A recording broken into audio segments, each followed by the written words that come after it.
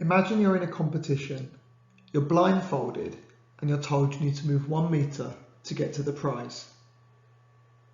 What's the problem? The problem is you don't know which way to go. Forwards, backwards, left, right. You need some kind of direction.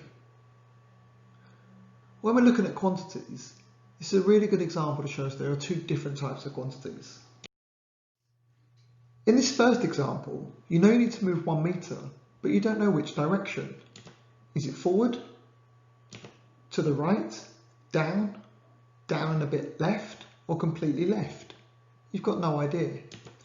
You could end up at any of the points in this circle. We refer to this as knowing only the magnitude, the size you need to move 1 metre. To make those directions more clear, you not only need to know how far you need to move, but you also need to know the direction. And in this example, if we said you need to move 1 metre forward to get to the prize, you'd definitely end up there, because you know the magnitude and the direction. The distinction between these two descriptions is really important in getting across a concept in physics, and that's the idea of scalars and vectors. A scalar measurement is like the first example. It has a physical quantity that has a size, but it doesn't have a specific direction. For example, you need to move 1 metre. Other examples could include speed, time, and energy. Whereas in the second example, we had a physical quantity that not only had a size, but it also had a direction, and we call these vectors. Some examples of vectors that we're going to find out about are things like force, weight, and momentum, and we'll learn more about these as we go through this topic. Let's try out and see if you can identify a scalar or a vector measurement. So let's take this first one. The body has a mass of 45 kilograms. What do you think it is, scalar or vector? This is a scalar measurement.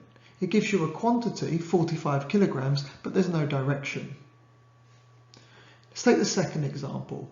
The weight of the body was 100 newtons and is due to gravity, so acts downwards. Do we think that's a scalar or a vector measurement? That's a vector measurement. We've got a quantity, a magnitude, 100 newtons, but we've also got a direction as it's caused by gravity, so it'll be acting towards the Earth. The car travelled at 60 miles per hour. Do we think that's a scalar or a vector measurement?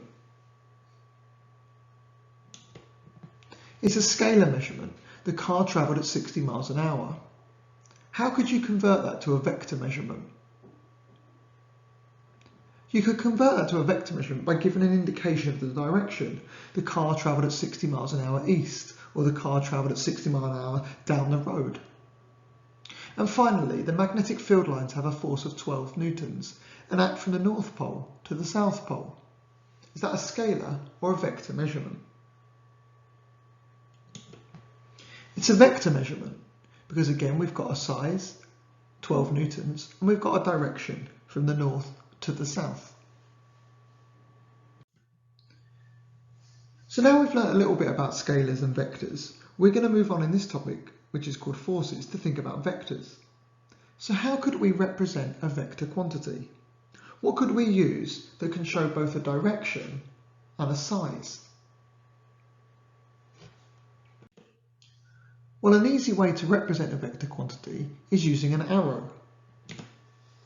Arrows obviously have a direction, and the direction of the arrow can represent the direction of the vector. But we also need to show the size, the magnitude of the force. In this case, the length of the arrow can represent the magnitude, a longer arrow representing a larger magnitude, and a shorter arrow representing a smaller magnitude. We can also start to calculate vectors. In these diagrams, each square represents 1 newton of force. So let's take vector A. We can clearly see that vector A is pointing to the right, so we have the direction. We also need to work out the size. Well, knowing that each square represents 1 newton of force, we therefore know that A is clearly 1, 2, 3, 4 newtons long because it represents 4 squares. On the attached sheet, I want you to have a go at working out the size of vectors b and c. C might be more of a challenge. Think about what you can apply from maths to work it out. When you're finished with this, have a go at the lower questions and then come back to our second video to self-mark and see how well you've done. Good luck.